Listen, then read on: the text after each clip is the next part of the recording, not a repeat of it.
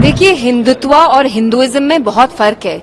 हिंदुत्व वो नफरत वाली फिलॉसफी है जो सरवारकर यहाँ इंडिया में फैलाते थे in the 40s।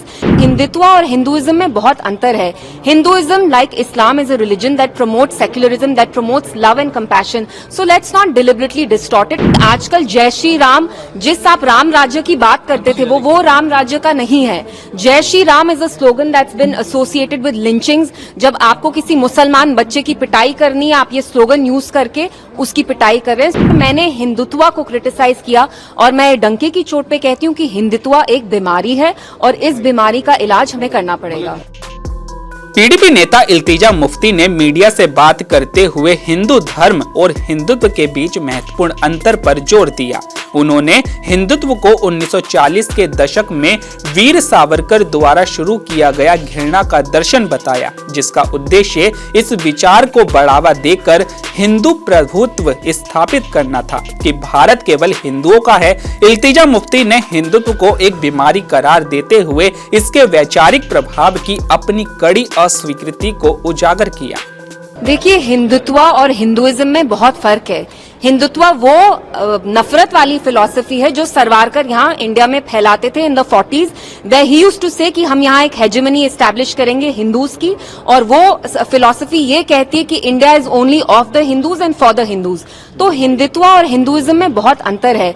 Hinduism, like Islam, is a religion that promotes secularism, that promotes love and compassion. So let's not deliberately distort it. और जो मैंने बोला, मैं डंके की चोट पे कहती हूँ कि आजकल जय श्री राम, जिस आप राम राज्य की बात करते थे, वो राम राज्य का नहीं है। जय Shri Ram is a slogan that's bin associated with lynchings. जब आपको किसी मुसलमान बच्चे की पिटाई करनी है, आप ये स्लोगन यूज करके उसकी पिटाई कर रहे हैं। सो इट्स वेरी शेमफुल कि हिंदुइज्म जो रिलीजन है, आप उसको डिस्टॉर्ट कर रहे हैं। और मैंने हिंदुत्व को क्रिटिसाइज किया और मैं डंके की चोट पे कहती हूँ कि हिंदुत्व एक बीमारी है और इस बीमारी का इलाज हमें करना पड़ेगा। जिस सिंबलाइजेस की बीजेपी में कितनी नफरत है, वो जहां के भी मुस्लिम्स हो, इंडियन मुस्लिम्स हो, रोहिंग्याज हो, उनको पनिश करना चाहते हैं, उनको परसिक्यूट करना चाहते हैं। इंडिया इज फॉर एवरीबडी, वो मुसलमान हो, हिंदू हो। अब आपको अपनी पॉलिटिक्स खेलनी है तो आप रोहिंग्याज को, लेकिन मैं आपको बताना चाहती हूँ, कल मैं जगती कॉलोनी गई जहां कश्मीरी पंडित्स रहते हैं, उनकी भी हालत रोहिंग्याज से कोई बेहतर नहीं है। वहां भी